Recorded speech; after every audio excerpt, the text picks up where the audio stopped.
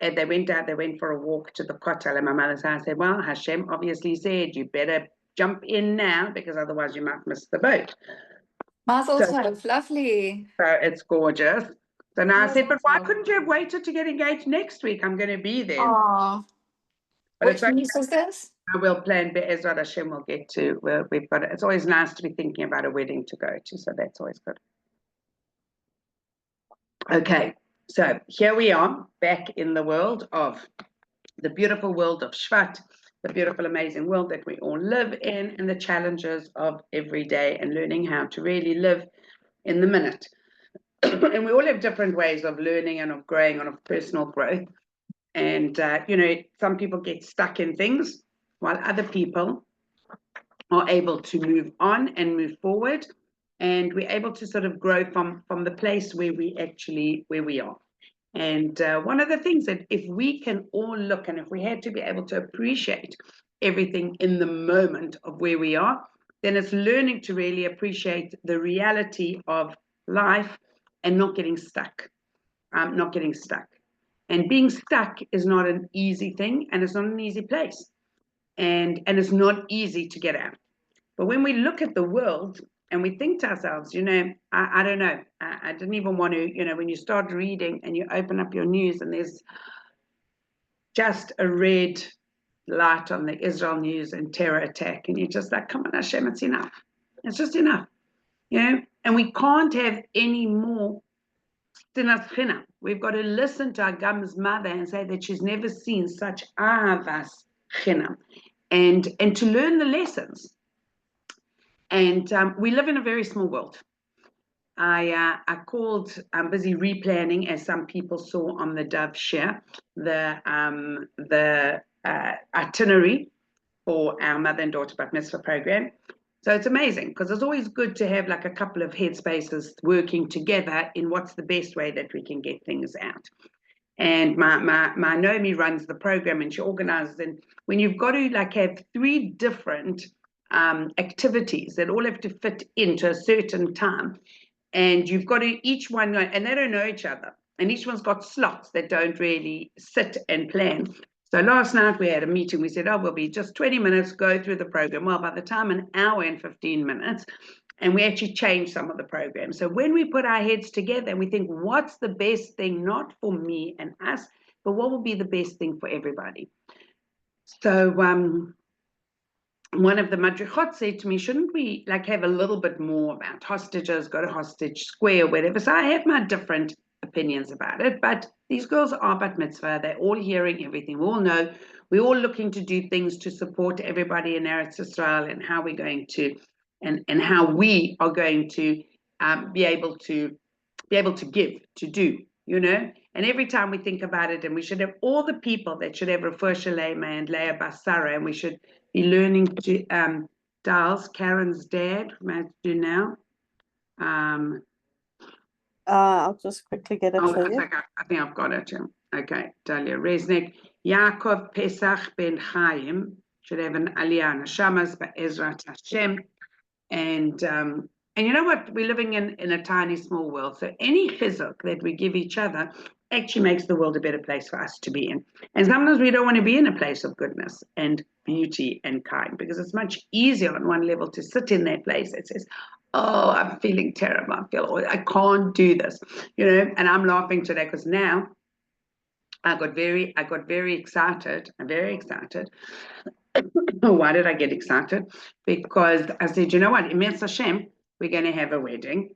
And there's a good chance it's going to be before Pesach. And I'm thinking, well, how close to Pesach?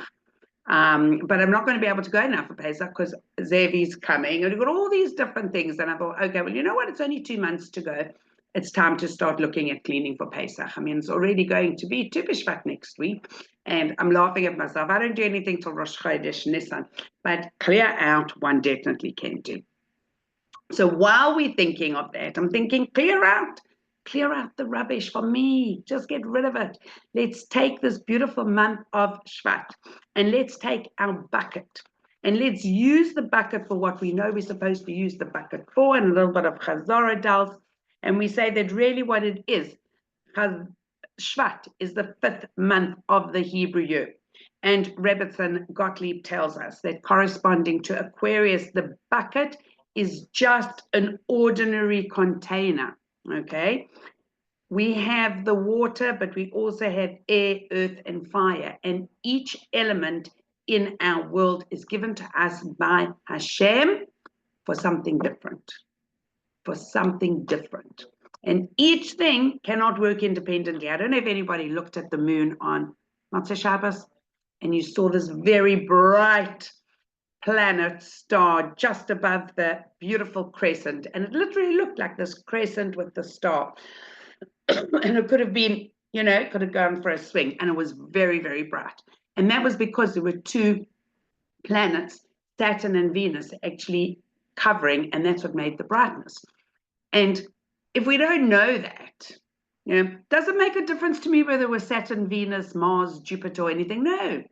But it's actually nice to know. And who named them? And what are they there for?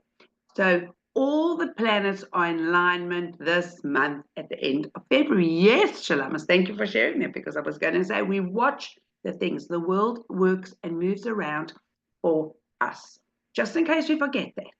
Never forget, the Jews are the Or Goyim. We're going to be shining so bright that it's going to be a little bit scary for the rest of the world.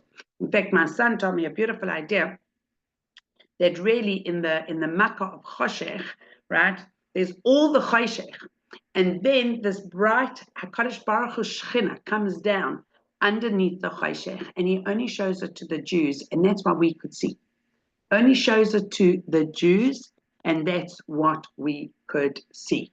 Okay, and that is what is so amazing, because that's where we are. That's where we are. We are the nation that HaKadosh Baruch Hu is going to come and talk to. So just imagine this. When we look at fire, fire rises by nature. It can be used creatively or destructively. Okay, and the same way passion was created to inspire us to rise upwards towards our source, to HaKadosh Baruch Hu, and work with Olam HaMidas and Ani Ma'amins and Derech Hashem and Chayvas HaLevavos, and everything come together to inspire us to be what? To wake up this morning and say, I'm going to be the best person that I can possibly be, okay? But when it's corrupted, okay, the want and desire for goodness turns to fury, and it consumes and destroys everything it touches. We've seen enough of fire. But what we have to remind ourselves is internally, anger destroys us. Resentment destroys us. Negativity allows us not to enjoy a moment. So it's a fascinating thing, because Hashem does this all the time. Sometimes we feel whatever it is, and that negativity comes in and actually takes away from me as a person, and actually creates a space that we need to get rid of, because it doesn't help us come closer to Hashem. It looks for the negative. Every time we have to look for something which is positive, use it to inspire ourselves to become better people. Earth by nature is stable. Its resilience and permanence is the spiritual source of humility, okay, and tolerance. But when corrupted, it translates into passivity and despair, okay? So that's what stillness, really what it is. When we look at the resilience of the Jewish nation, Hashem created the earth to be able to be the stable place for us to be able to say, you know what? We don't run the world. It's all in Hashem's hands. That's humility. It is all in Hashem's hands. I'm here on this earth because Hashem wanted me to be here.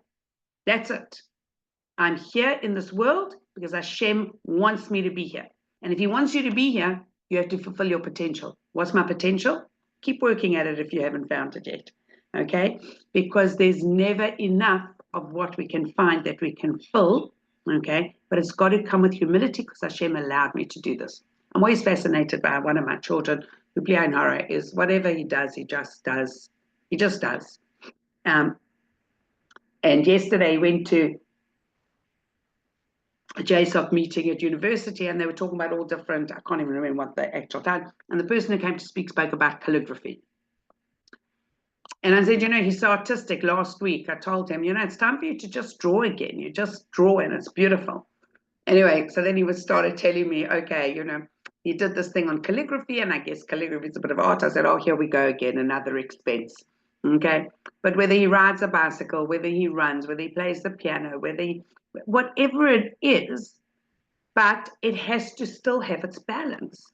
And we have to work with that balance as well.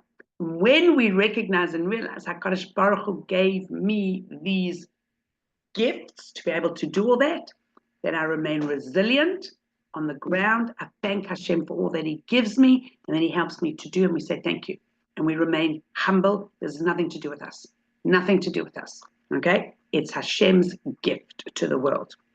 Air is constant motion. Okay? So the name Noah, okay, is also movement. Movement. Never stops, just movement. So what can movement be? Movement provides life-giving oxygen, and we associate life with movement in its highest state and symbolizes a kind of inner tension that keeps us moving beyond the living dearth of complacency. Always move, keep moving, striving to go higher, striving to get closer to Hashem and to be a better person. Never stop that for one moment, okay? In its negative state, it keeps us moving so fast that we actually can't commit to anything and anyone, okay?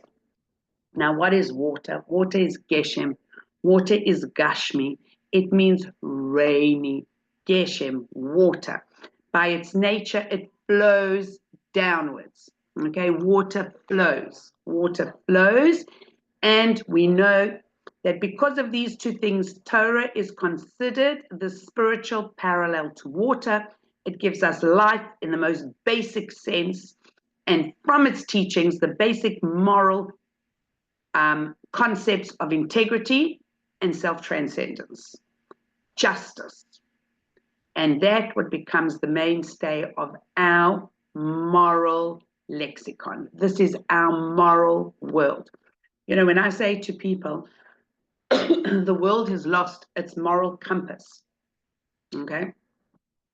I actually still can't believe it, but there was somebody who's fighting. Anyway, it doesn't matter because it's not really for us, all this thing. But the world has lost its moral compass.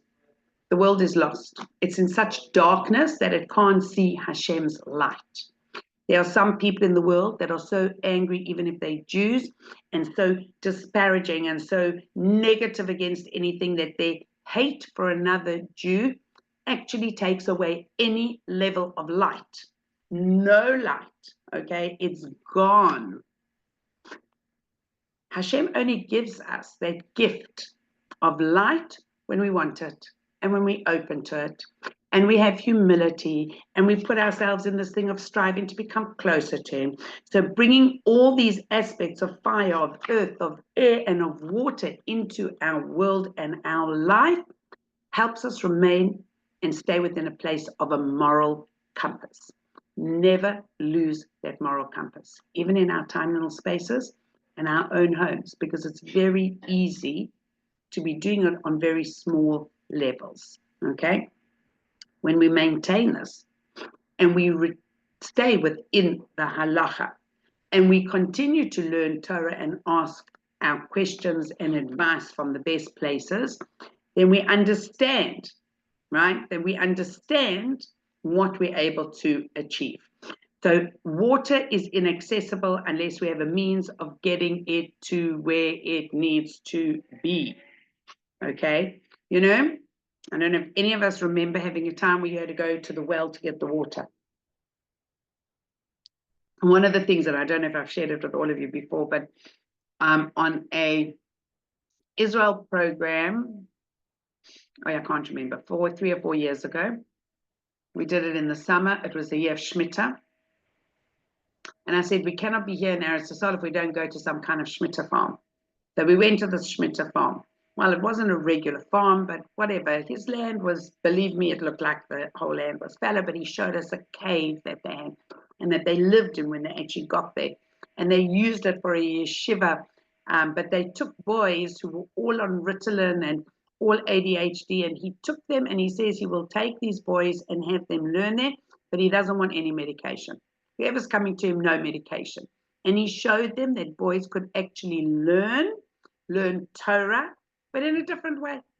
They lived in the cave, they learned, they plowed the land, they worked the land, but they had to learn about irrigation and everything in Misa and Paya and Shmita and all the things. And these boys thrived. Unfortunately, they couldn't keep it going much longer, but it worked for the 2 years that he did it. And then he took us to this most remarkable well. Him and his wife, before they became religious, both had things about this well. He met his wife. I can't remember his name, Shalamis. I'm going to have to go have a look. I'll ask the Shmita people. Oh my gosh, it was amazing. I used to remember his name. I don't remember it. And oh my gosh, it was so amazing. So he was one of them on a trip to India, and then his wife only finished. His wife was quite a bit younger, and she was in the army. And he waited to marry her, but he walked. Like he literally did a foot trail from Israel through to India. And one of the things that he used to check on everywhere and anywhere that he went, he always watched and looked for the wells. So when they got married, they were only going to go and live in a place and buy or rent whatever place that there was a natural well. And when they bought this place, there was a well. There were 2 wells. And they got the one well, and he said to this, he sees this well. He says he's seen hundreds and hundreds and hundreds of wells. He has never seen a well like this. So he calls up the archaeology department, whatever, and he says to the guy, I'm telling you, I think I found a well from the Bayis Sheni, from the time of the Second Temple. And the guy says, oh, lots of people tell me that. He says, listen, I've walked and things, and I have looked at hundreds and hundreds of wells that were whatever ages. I'm telling you, anyway, the guy agrees to come, and he comes, and he's astounded. It's a working well from the time of the Second Temple. Okay, we drank water from it, and it was, oh my gosh, I can't even tell you. Just being there and thinking, this well, oh my. Anyway, it was just incredible. But why am I telling you this? Because we all need ways to get our water, and we open our tap and we think of water. And really, when we're looking to see where it is, when we appreciate the greatness of how we get our water, oh my gosh, it's insane. Okay, whether it comes from up or it comes from down below, we've got this incredible gift that Hashem gives. And how did we first transport water? In a dli, in a basic dli, in a bucket. Okay, so the bucket, now today we have the reservoirs and the irrigation and everything. But when we really go back, okay, because this is what we things, we really look, we get back to the bucket. So it says Rebbetzen Hela like this. The mission of the Jewish people is to serve as a spiritual bucket, pouring our spiritual water by making and learning Torah's teachings, and we make it accessible to the world. So really, as much as we all think we should all be learning Hebrew, and we should only be learning from the real sources, and we should be learning from our Sifrei Kadoshim, we've got to be so grateful to every single place that's made learning Torah, learning accessible to us in a language that we can work with. And we say, thank you, Hashem, for allowing us to have that, so that we too can share Torah with anyone and everyone from a place of, this is the water.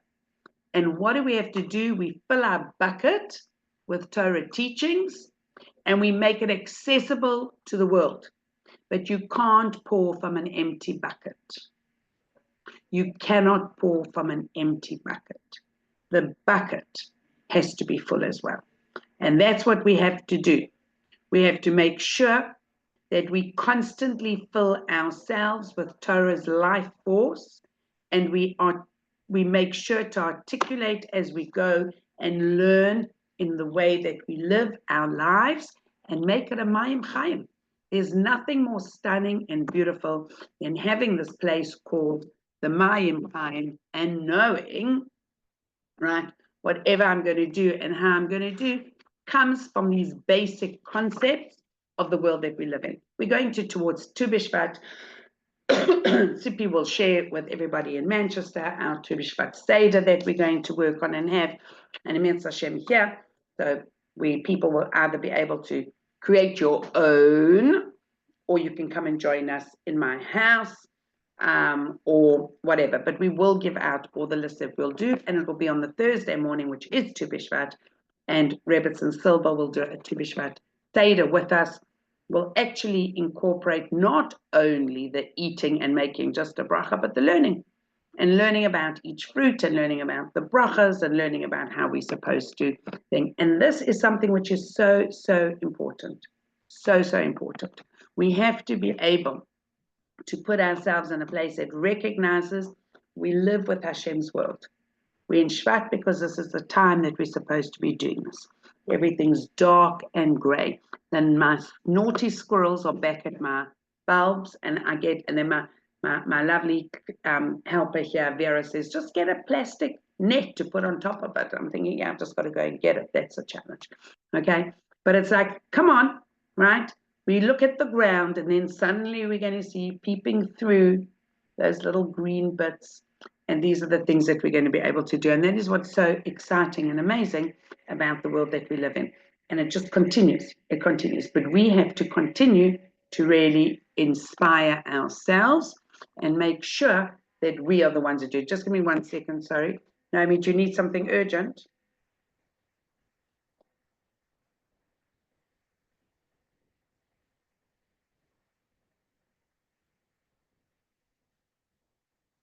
Oh my gosh, I haven't spoken to her. Okay, I'll get in touch with her now. Thank you. Okay. Thank you. Bye. Okay. This is my daughter.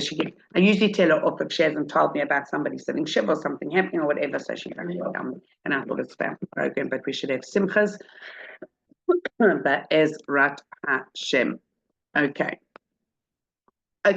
Let's have a look and see, because now we're going to continue with our little bit of our Olam HaMidas, but it's always important for us to know that we have an ability, and I can tell you something I struggle. Okay, every day I go to bed and I'm thinking, okay, Hashem, did I do a little bit better than I've done before? We all know the mistakes that we make. I don't want to look at those ones too closely, myself, nobody else included. But at that moment when you think, oh, okay, I should have, could have, and would have, and then we miss that opportunity.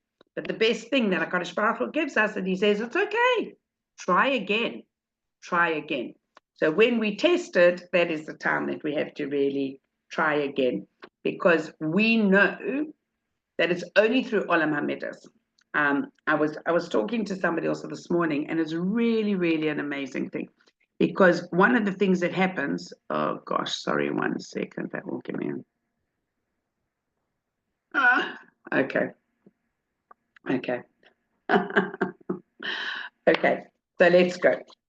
So everything that we do means that I have an ability to become a better person. Everything that I do means that we all have an ability to go back and say, I'm sorry. Okay, Hashem, how am I going to move forward now? Now, in the smallness of the world that we live in,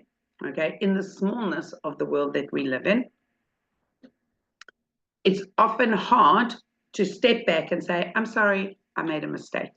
Okay, especially when it comes to things where the people closest to us want to criticize us and say, So I actually like the idea of living in a place where we are today. I'm sorry maybe for mistakes that I've made before, but I want to move forward, right? I can go backwards, I can get out there, I can get stuck there for years and years and years, because as we get older, there's more years to be stuck in.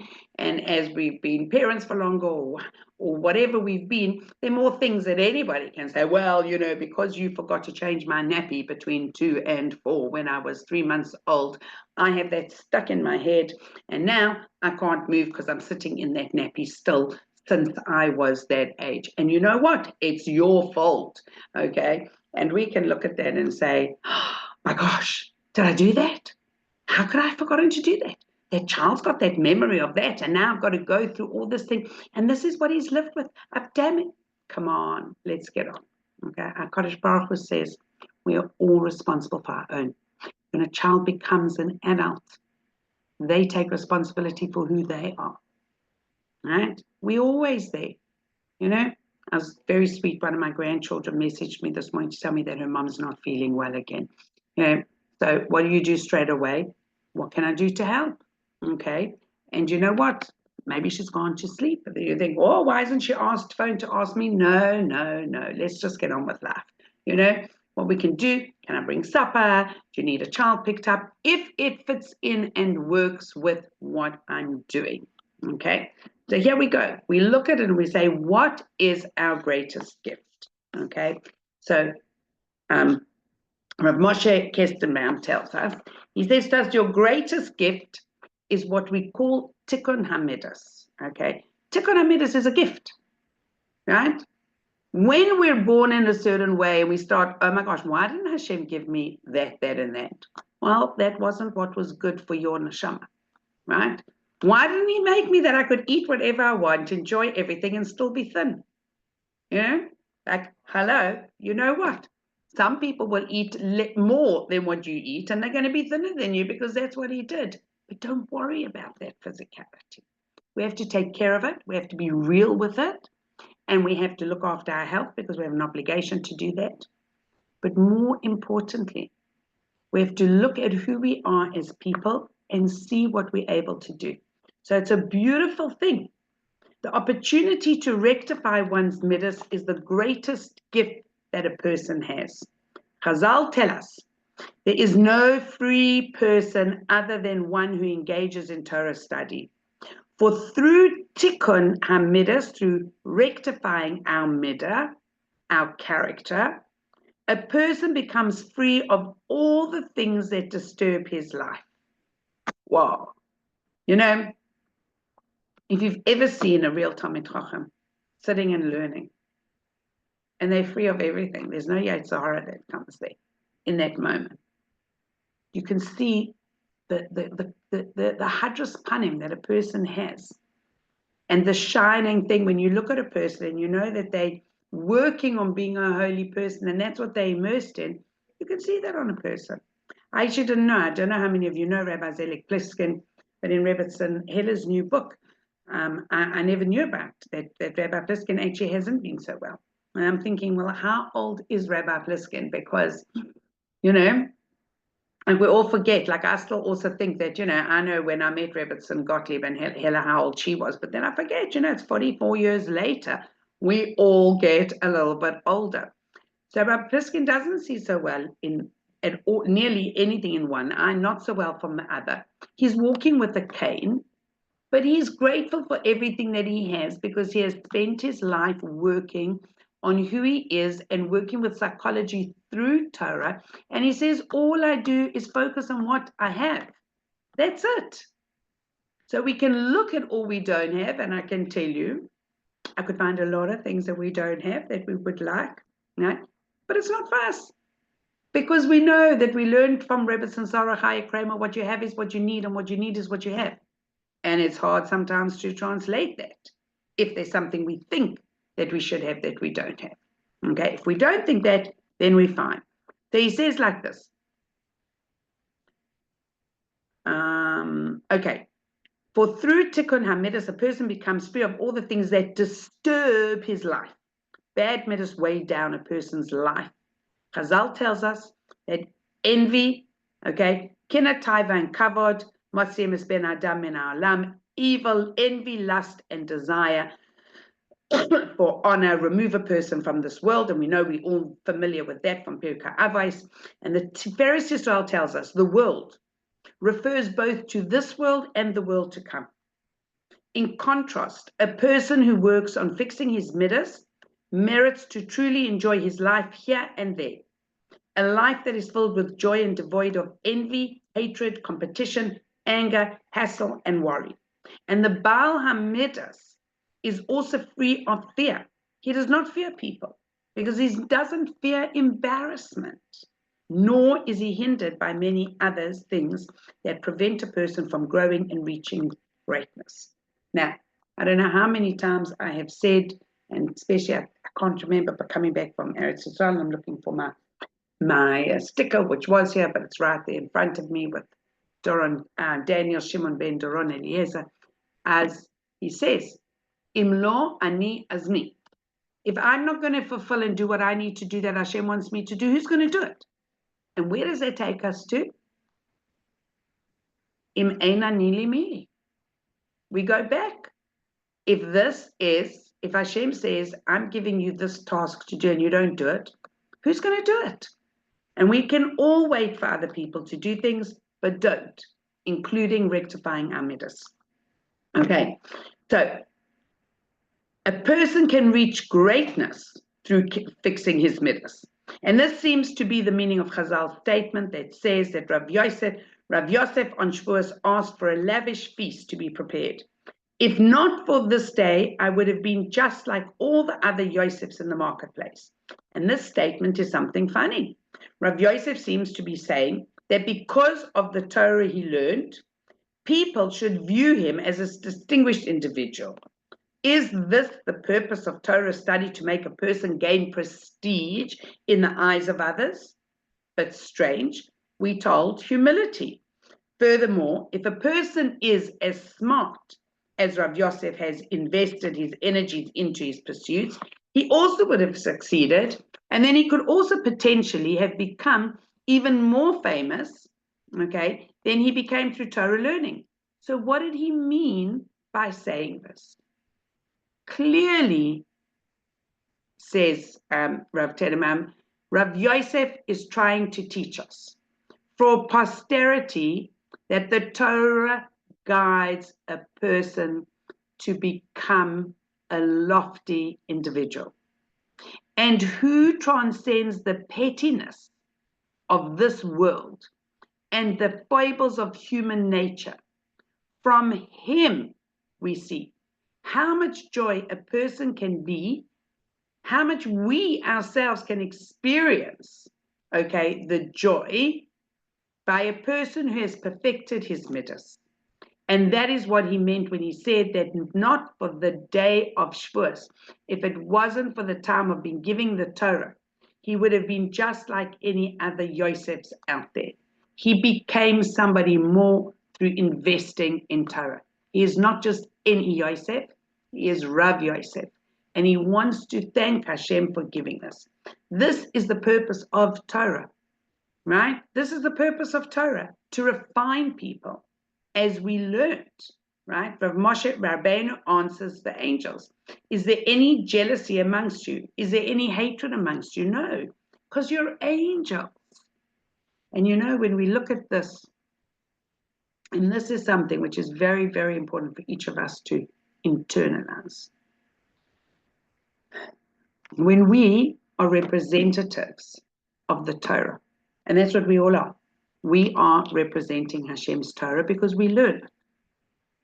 And that means we have to internalize it. And that means it has to become instilled in us.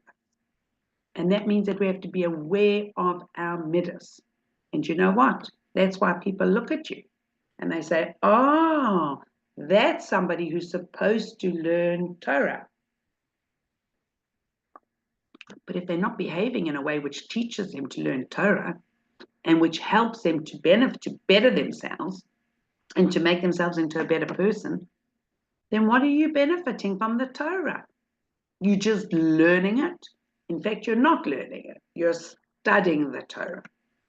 Because when we study something, we study something, but we don't have to make a change through it. You know, many years ago, many years ago, oh my goodness, I won't tell you how many years ago, but we married nearly 40 years, and it was early on in our marriage, and we're living in Beit Vegan, and a friend of mine had come from South Africa, you know, and everybody would come and have a look, because it was a bit like interesting that I'd become religious, and now, you know, I was living this, and my husband wasn't working, he was studying, and we were sitting there, my friend of mine, she was there with us for Shabbos, and she was, I don't get all this learning stuff.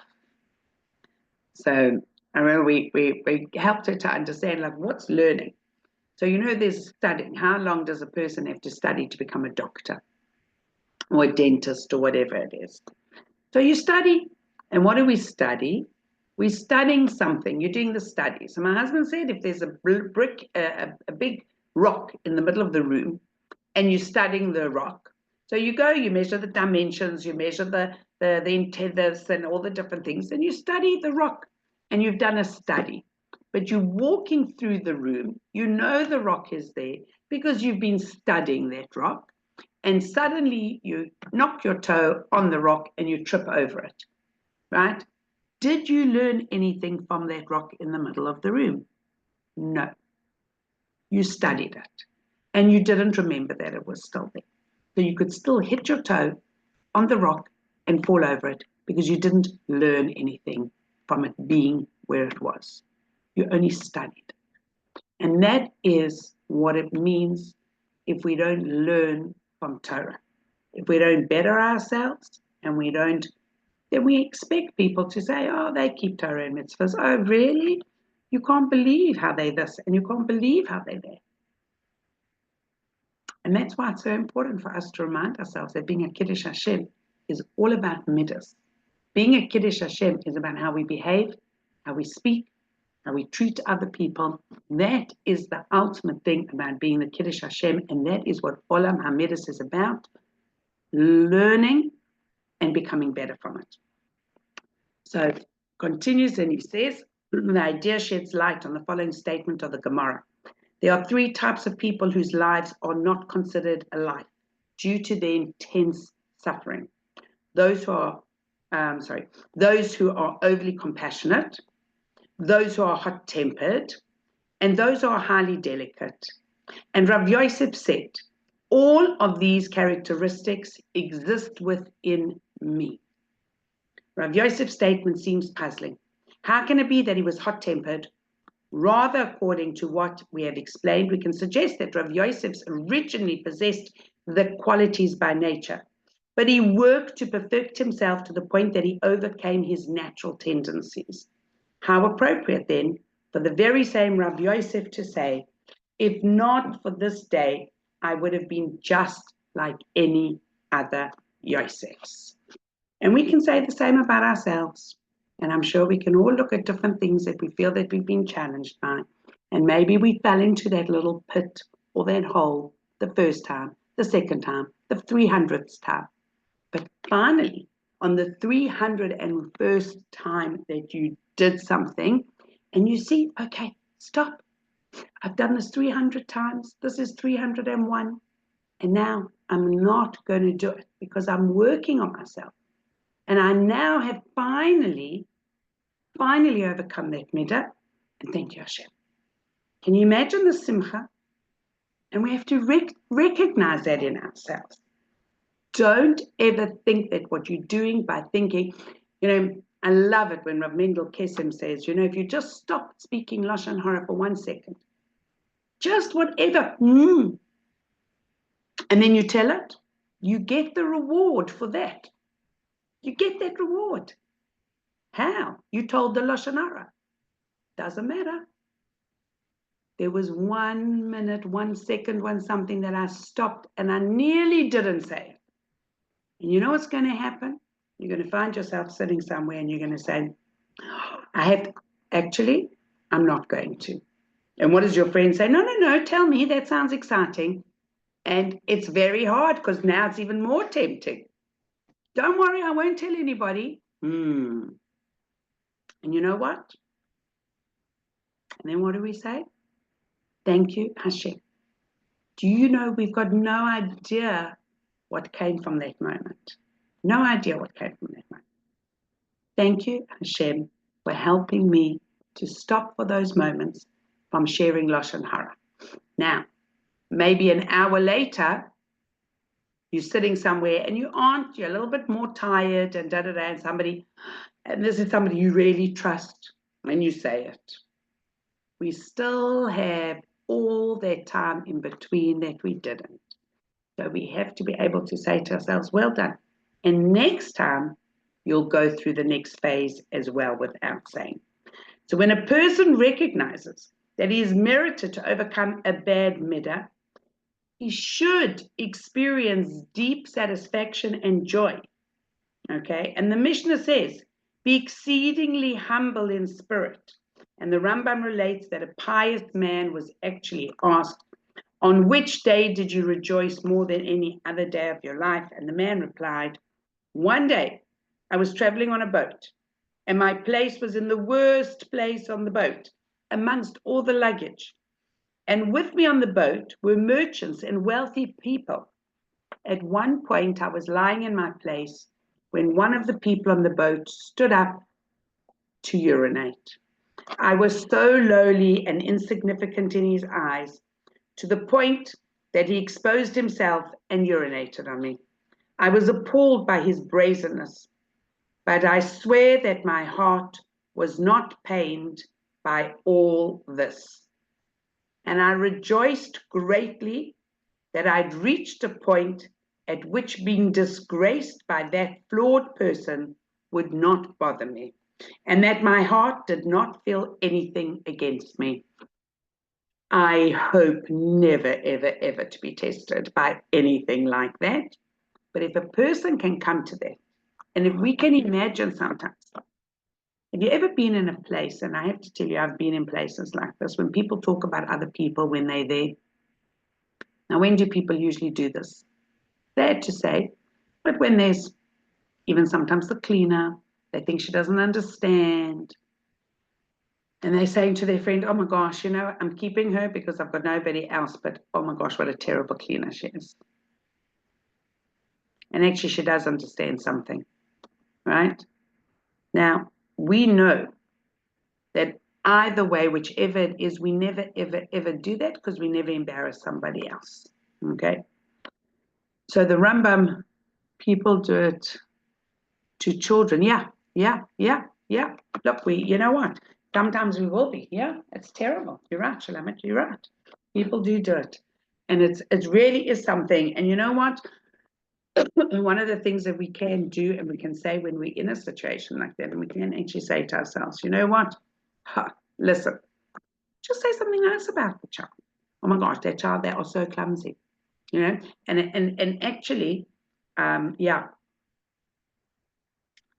Okay, so I'll share something with you. I've got a meeting straight afterwards, but afterwards I'm going to share something with you, Shalamis. And it was, and it is in this child and whatever, but there we are. So there's no doubt, concludes the Rambam, that this is the epitome of humility in a person's spirit. We see from this remarkable story how a person who works on his midas can find great sense of joy in the mission of perfecting himself. Such a person views even difficult situations as opportunities to develop himself. A Baal Midas is someone who is the owner of his Midas. In a situation where aggression is called for, he is aggressive. And in a situation where gentleness is called for, he is gentle. When leadership is required, he is a leader. And when he has to submit to someone else's authority, he does so. Whatever the Torah obligates him to do, he is, and he does not live with small-minded thoughts. This is just not my nature. It's a hard one. And there are times that it happens. The issue of midas is solely between a person and his creator, since only Hashem knows a person, thoughts and emotions, his anger, his jealousy, etc. And whether he truly wants good for his friends or the opposite, it often happens that a person encounters a major test, and only the person himself and his creator are aware of his great achievements in withstanding the formidable Nisayan, this big challenge. Experiences like that elevate a person, for they involve something called Avodas Hashem, and it is truly altruistic. It is only for my connection with Hashem. You see me, Hashem? I'm your servant. And if you've put me in this situation, then that's what it is and how I have to behave. In Sefer Yeshua, the Pasuk tells us, the men of Ai struck down about 36 of them. And the Gemara tells us and records a dispute over how many Jews actually were actually killed. Rabbi Yehuda says it is literally 36, while Rabbi Nehemiah derives from the fact that the pasuk says about 36, that only one person was actually killed. The righteous Yair ben Menashe, who was equivalent to the majority of the Sanhedrin. We see from here that it is possible for one person to be equivalent to a number of other people. And similarly, the Mishnah teaches us, if all the sages of Israel were on the pan of a balanced scale, and Eliezer ben Hyrcanus were on the other pan, he would outweigh them. Therefore, we cannot fathom the importance and the elevated stature of who exerts himself to learn Torah, to refine his midas. That person is fortunate, and his generation is also fortunate. Through our emulation of Hashem's perfect ways, we also merit to fulfill the mitzvah of causing others to love Hashem, embodying what the sages tell us about such a person. What do people say about him? Fortunate is his father who taught him Torah. Fortunate is his Rebbe who taught him Torah. How pleasant are his ways. How refined are his deeds. And regarding him with a little h, we say, and he, Hashem, said to me, you are my servant Israel, through whom I am glorified. Okay, Vayomer li avdi ata Yisrael asher ba'a et pa'er. Okay, you are the ones. Father, may our Father in heaven, may our Kadosh Baruch Hu help us, each and every one of us, to achieve this gift of perfecting our midas. And it is not an easy one, but we are definitely all going to try to do it. We're definitely going to work on the place where we know, and we say to ourselves, you know what? Even I can change. I can change my world. I can change my world if I want to. If I want to. And it's not always easy. So in the times that it's not so easy, we just say, come on Hashem, I need a little bit of help. Okay? And we say to ourselves, it's not always easy. Because there are times that we look at and we think, when we've worked so hard on something, one step at a time, 1 moment at a time, 1 hour at a time, 1 day at a time, right? What we look at is to say, if we can do this, right? And I can just do it at one moment, I can actually do it at another one as well. But it's a process. And sometimes we also think, you know, Kadosh Baruch Hu, look how hard I've worked. Look how much I've done. Can't you now reward me? Reward me with what? With what I would like. Okay? And he says, no. Your reward is there that you don't even recognize. And what you asking for and think you're asking for is nothing. Don't be silly. Don't think small. Expand. Think big. Be big. Okay? And use that time to overcome our midas. And Emetz Hashem, through this process, for this tiny little moment, while nobody else is in my room and I have nobody else to come and test me, I'm going to say, Hashem, I'm doing the very best that I can. We're filling our buckets, so we can fill our bucket, that we can pour out a little bit here and there, and Emetz Hashem, that will be representing our Kadosh Baruch Hu really in the right way. What we learn, how we learn, and not just study, but we learn and we look at that little place and say, it's okay. I can always be a little bit better. Always. Okay? And that should be our avoider, whatever amount of time we have that avoider. And Be'ezrat Hashem, we should really just have good things.